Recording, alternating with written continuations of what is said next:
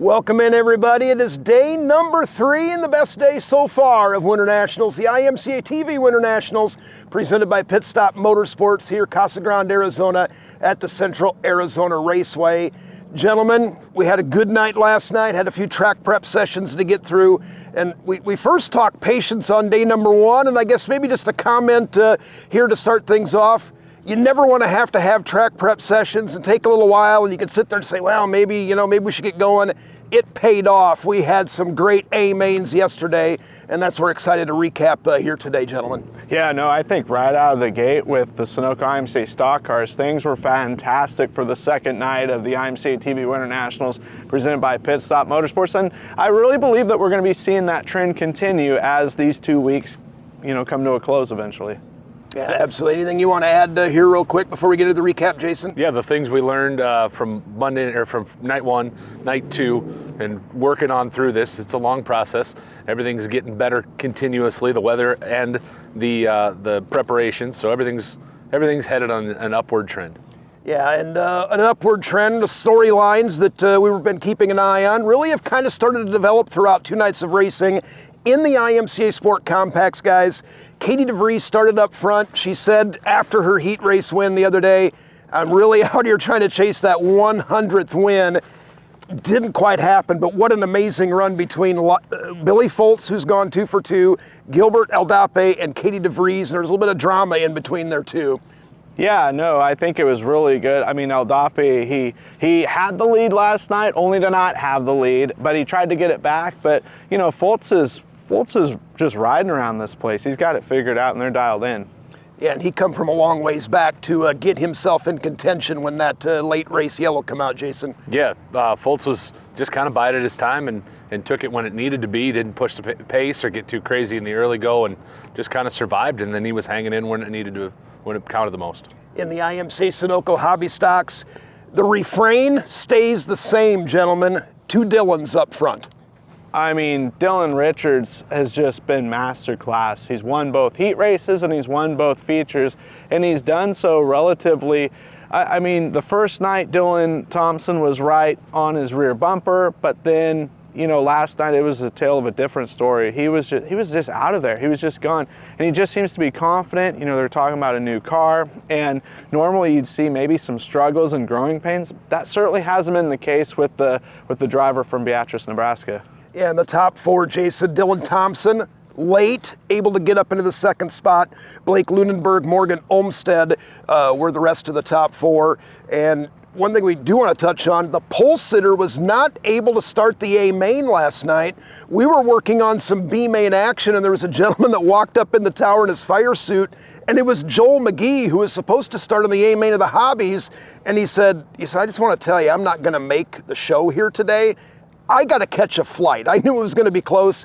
He's got a TV show. I thought he said it was Collector's Call, kind of maybe an antique type review type show for Me TV. He says, I got to leave, and he said, I'm not going to make the A-main here tonight. So interesting storyline there. Yeah, that's definitely tough to see because, starting on the inside pole, he's already got a couple wins here with the reconfiguration.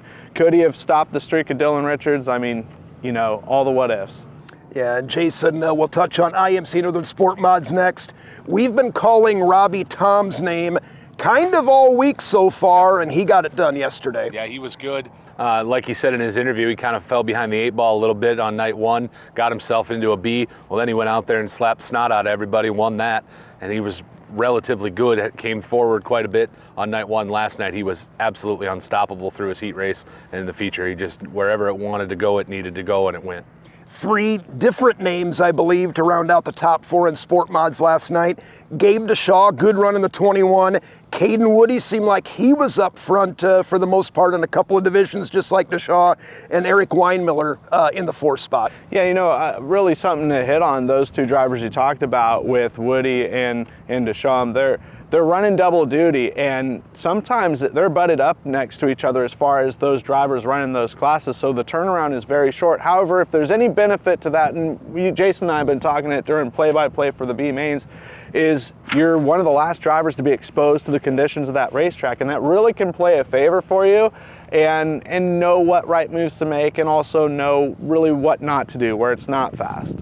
Yeah, IMCA stock cars last night, gentlemen. I'll start with you, Jason.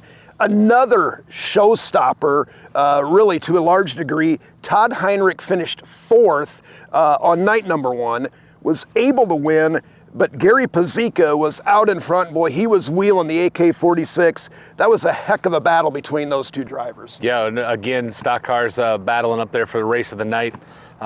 Incredible stuff.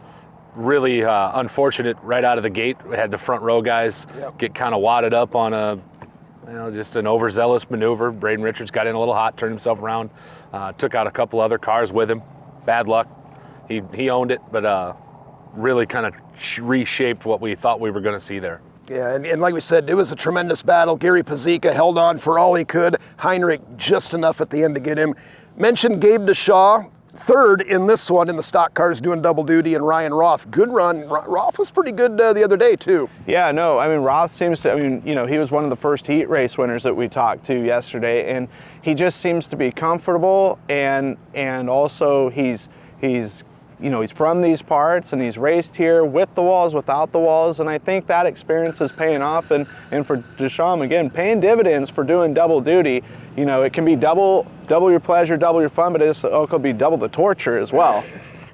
IMC Modifieds were no slouch in there, A-Main. Again, the track prep that we kind of had to sit through there for a little bit really teed up a pretty good IMC Modified A-Main.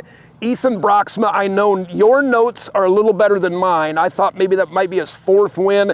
Obviously, confirm that till we get to you, Ben. Brandon Beckendorf came from 8th to finish 2nd last night. So good run for those folks. Yeah, no, and Jonathan Mawhinney, I think, was really just a surprise, and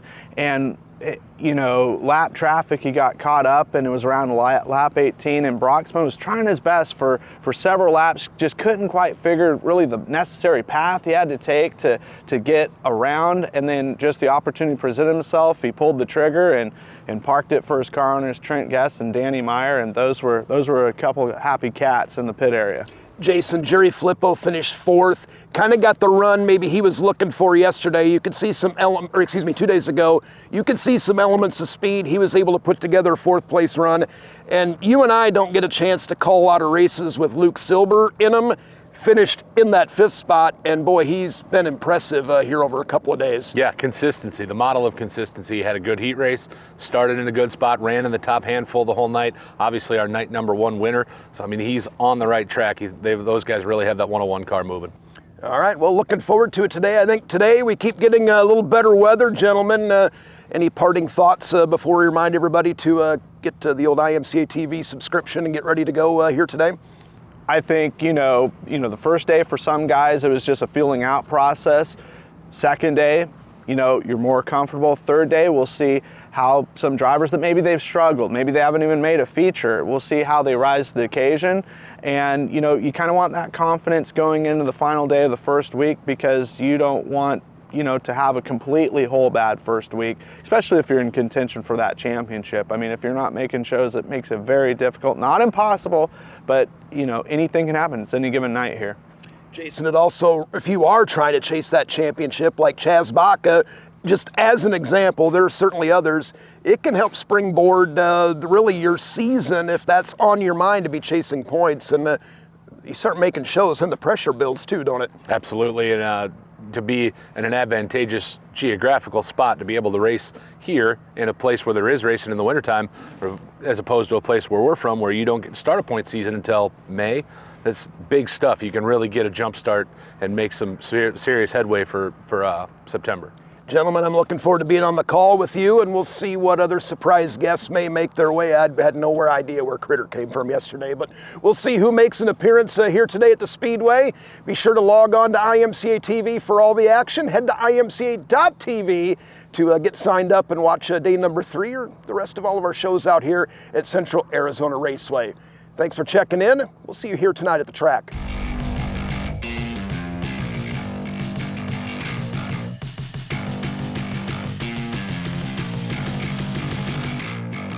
White flag waving. Gary Pazika slipped up the banking. He ain't gonna put it down on the bottom this time. Gonna try and ride the the cushion off the top of turn number 2.